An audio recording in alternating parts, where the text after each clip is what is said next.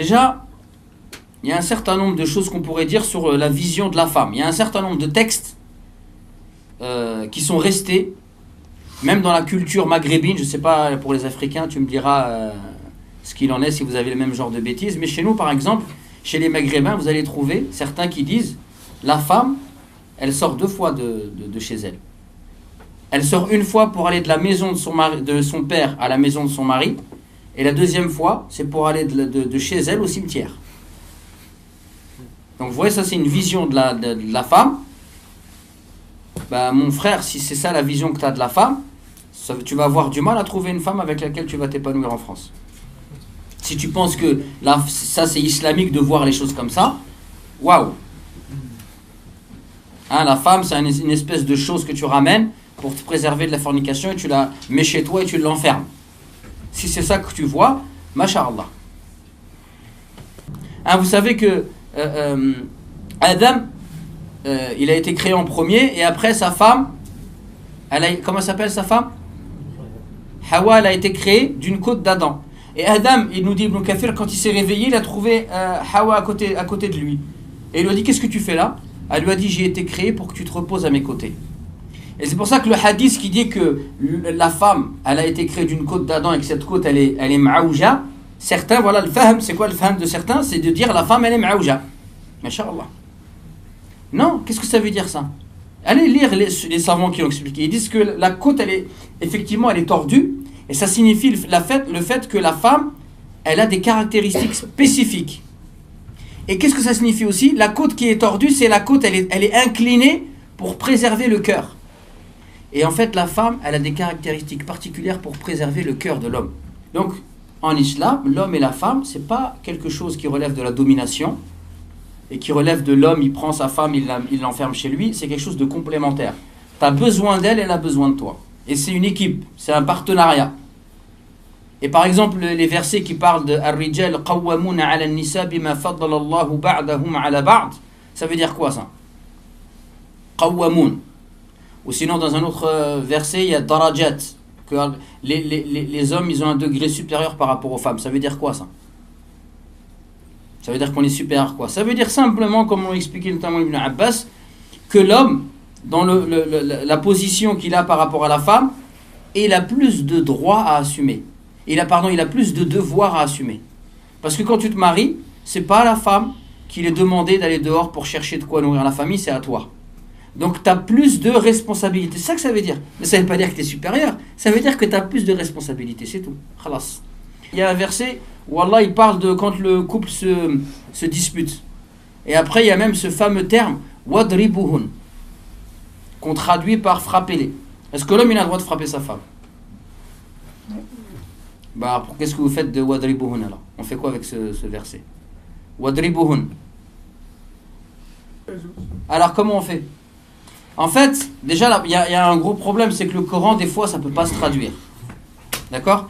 Déjà la première des choses, pour comprendre le Coran on a besoin de la sunna. Le prophète ﷺ, il dit ne frappez pas les femmes, ne frappez pas les croyantes. On sait que le prophète il a jamais frappé sa femme. Aucune de ses femmes, il n'a jamais levé la main sur elle. Belle, des fois on voit des comportements qu'il a eu, subhanallah al-azim, la douceur exceptionnelle. Une fois sa femme, vous connaissez Aïcha, Zaynab elle a ramené un plat, et lui il était avec sa femme, et elle a vu le plat, elle a été jalouse, elle a pris le plat, elle l'a jeté par terre. Et le prophète il a vu ça, avec ses invités, qu'est-ce qu'il a fait? Il a ramassé le plat, et il a dit Gharrat ummukum, votre mère a fait preuve de jalousie. Et c'est tout, khalas. Il a pris le plat, il a pris le plat équivalent que Aïcha avait, il l'a donné à sa femme Zaynab, il a ramassé la nourriture, il est parti la manger. Salam alaikum, alaikum salam. Imagine toi, tu ramènes tes invités à la maison, ta femme s'énerve et prend un verre, elle le jette devant tes copains. Tu vas faire quoi? C'est une autre histoire ça. Mais regardez, donc il y a beaucoup de fuqaha, c'est des avis qui ne sont pas connus, mais c'est des avis qui existent. Et on va voir leur argumentation, qui disent que wadribuhun, en fait, qu'est-ce que ça veut dire wadribuhun? Déjà, ce qu'il faut savoir dans le Coran, quand vous avez l'amr, quand vous avez un ordre, c'est-à-dire l'impératif. L'impératif, ça implique pas forcément l'ordre. Par exemple, lorsque Allah il dit « Fa'atu bi suratin min mithli » venez avec une sourate équivalente. Est-ce que ça veut dire que ici c'est un impératif l'ordre? Est-ce que ça veut dire que c'est obligatoire de venir avec une sourate? Non, c'est un impératif qui implique un défi. Donc les fuqaha, ahlul usul, ils ont répertorié plus de 16 définitions à l'impératif dans le Coran. Donc quand il y a un impératif dans le Coran, c'est pas forcément toujours obligatoire. Et ici, si vous allez lire Tafsir Tabari, l'imam Tabari, lahu tafsir al-Qur'an, il nous explique que en fait, Sa'd ibn Abil Waqqas, il était marié avec une femme. Il s'est disputé avec elle, il lui a mis une gifle. La femme, elle est venue voir le prophète. Et elle s'est plaint à lui.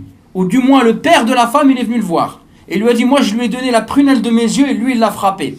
Qu'est-ce qu'il a fait, le prophète? Est-ce qu'il a dit, wadribuhun? Il a dit, ah bon, il a fait ça? Il a dit, ramène-le. Qu'est-ce qu'il voulait faire, le prophète? Il voulait faire la loi du talion. Tu t'as frappé ta femme, eh bien, elle va te frapper. C'est ce qu'il allait appliquer. Il allait appliquer la loi du talion. Et là, il y a ce verset qui est descendu. Et ce verset qui est descendu, c'est pour dire quoi? C'est pour dire qu'il ne faut pas faire la loi du talion. Pourquoi?